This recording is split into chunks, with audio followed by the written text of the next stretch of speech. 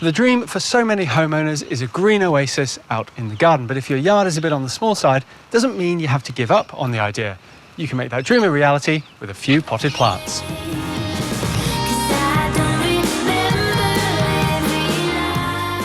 And this is the spot the team and I have been tasked to make over. Now, the homeowners would like a green space, but with lasting effect. So before I can get garden beds in, I need to get these pavers and the sand beneath it out.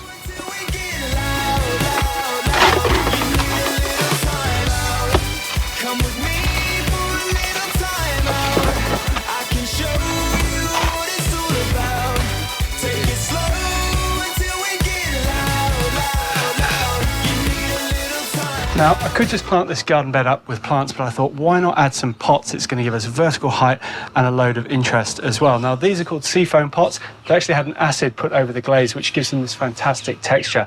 I'm just doing a bit of a set out now. Once I've got it right, I can plant them up and finish planting the garden beds around them.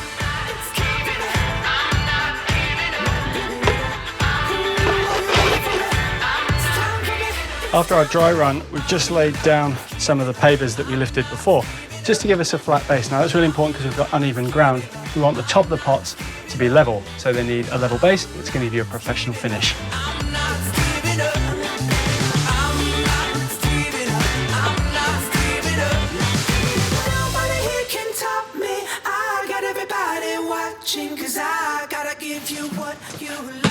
For the main pot in the centre of the design, I'm using Magnolia Sulangiana. It's a great small tree. It's well suited to a pot, but it's also deciduous as well. So we're going to have lovely shade in summer and give all our plants lots of light through winter. For our smaller pots, I'm using this. This is the oak leaf kalanchoe. You can see why by the shape of the leaf. And it's got these amazing fine hairs on it that make it really tactile. As it grows, it gets to about 1.2, 1.5 metres, but it keeps this great architectural shape. It's going to look fantastic in these pots.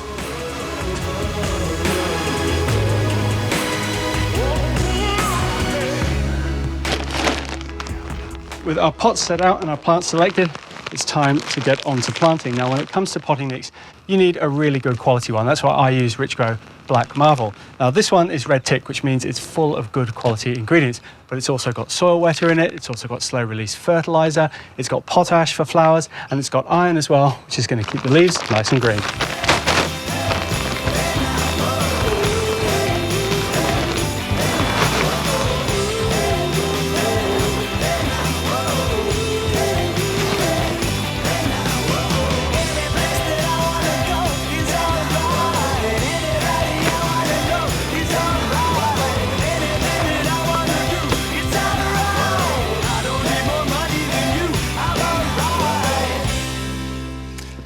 Up on the veranda, I'm just planting these smaller pots with Crassula Max Cook for its lovely wavy foliage, and then contrasting it with this bright silver Convolvulus canorum. Now, when you're planting up a pot, it's really important to use plants that like similar water requirements. That way, you won't run into any issues.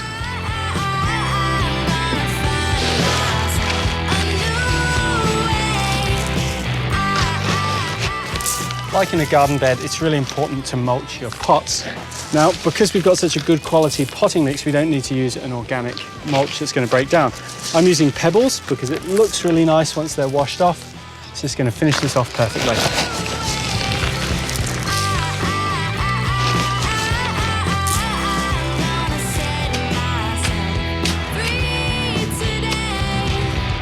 To surround our pots, we've got some planting which are really going to help these nestle into the garden. At the back here, some Salvia leucantha. Now, this is really fast growing. It's going to get to about this height, gets covered in flowers from spring all the way through to autumn.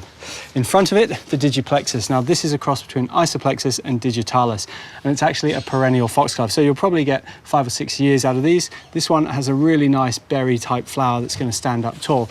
In the front, we've got an array of ground clovers.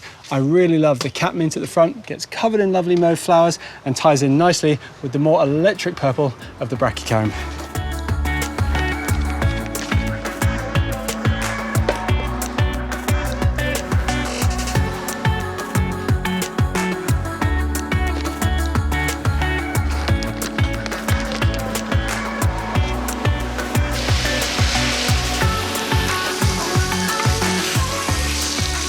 As you can see, by adding pots, we've added height, interest, and colour, as well as giving instant street appeal and plenty of green space for the homeowners.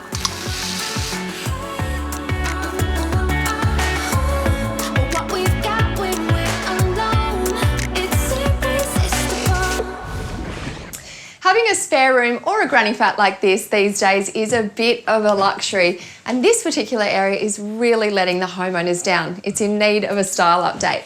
So simply by using some paint and a few quick decorating projects, I'm going to transform it into a calming, minimalist area that the whole family can enjoy, not just Granny.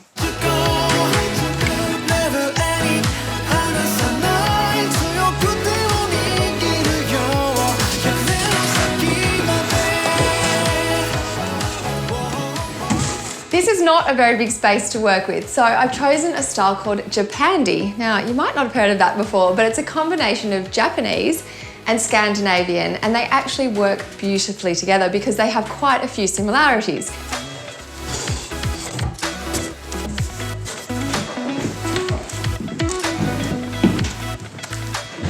With the room now cleared out, we can see what we're dealing with, and it is very obvious that these walls need some attention. I'm continuing the wall colour up onto the ceiling so that it doesn't interrupt your line of sight as you walk into the room, and you get an overall more cohesive look.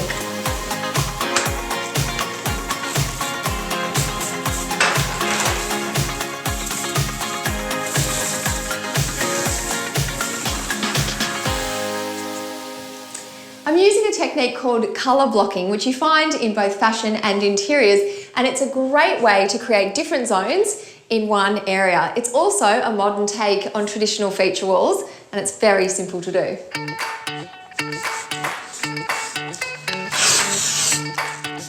The first zone will be where all the books are stored. I'm marking out a rectangle on the wall and painting it a colour called New Tan.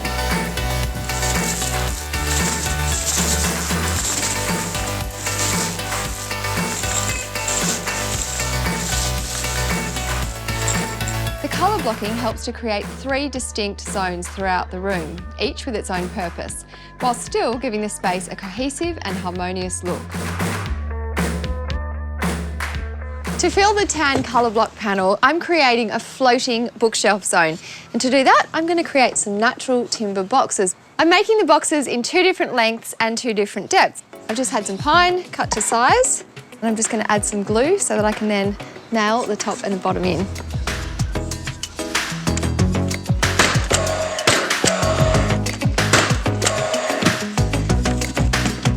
At it, I'm going to use a similar technique to create a desk, and I'm also going to replace the laminate bench top in the kitchenette.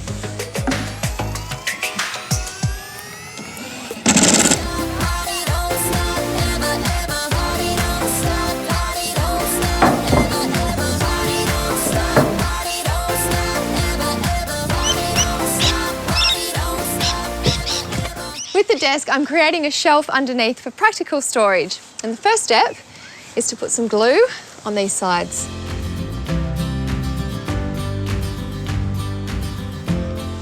For a design detail, I'm leaving a space at each end, and I'm just using an offcut of timber as a spacer.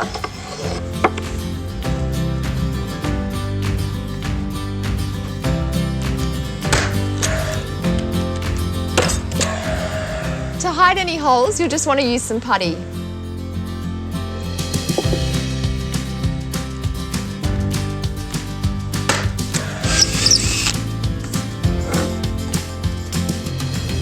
Now all I need to do is attach some mounting plates so that I can put the legs in place.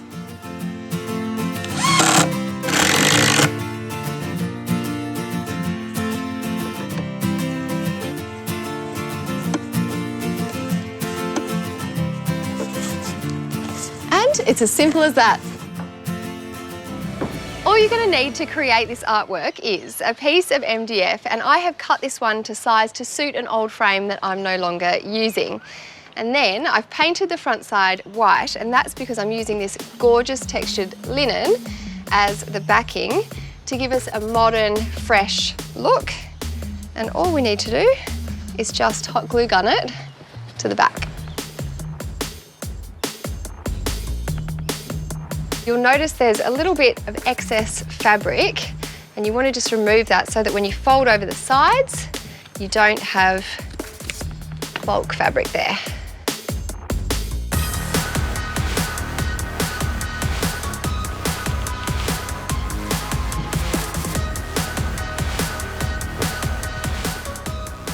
Now it's time to add some paint, and to do that I'm using some shapes that I've cut out of some old foam tiles. This is a little bit like block printing, so all you need to do is start to arrange your shape on your canvas, and then you just have to add some paint.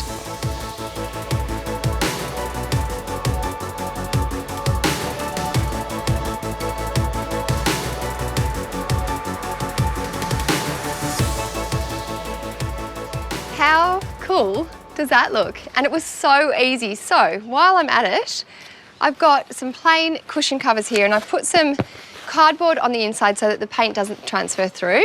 I've got an old pool noodle that I've cut up. What I'm going to do is dip the pool noodle into my paint, and that way you can make a pattern on your cushion.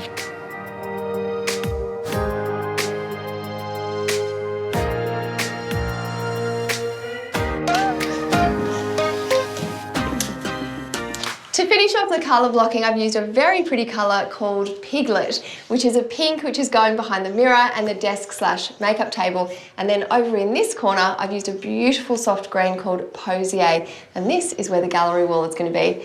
And now that all these paint details are finished, I can get started on attaching the bookshelf boxes to the other wall.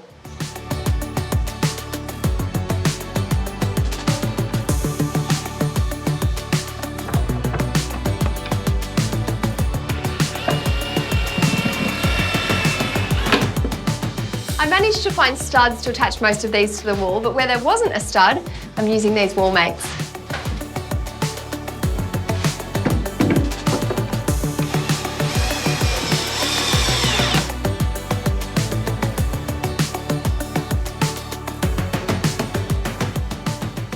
The old cork floor could do with a bit of an upgrade too, so I'm putting down this carpet, and it's a DIY rug that you buy off the shelf from the hardware store. It comes in 3.6 by 3.6, and then you just cut it down to whatever size your room is.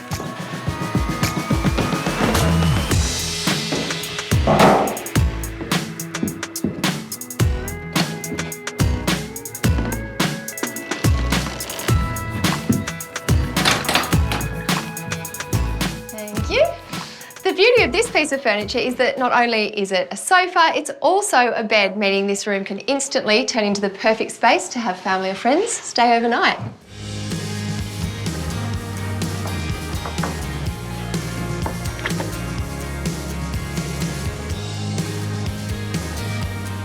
I'm putting a mirror on the wall, but instead of just putting it flat, I've attached this piece of timber so that I can use a TV bracket, meaning that you can angle it to whatever position you want.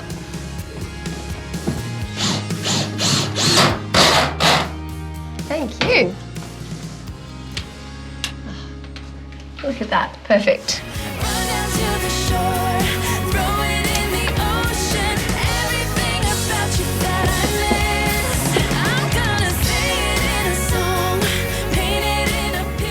This room is now unrecognisable. It is so stylish and also very functional. And I think I have to say my favourite feature in here is this bookshelf. And with the colour block behind it, it's acting like a frame, so this is almost like an artwork in itself. And you'll remember these boxes I created in different lengths and depths, and you can see now that that is working beautifully because of the different depths of the books. They all have a perfect spot. And then this desk cum makeup station is just so pretty. I can really see the homeowners using it all the time. There's no other place to be, baby. Let's lay it out. Overall, it is so much more modern in here, and this small space still has all the heart it had before.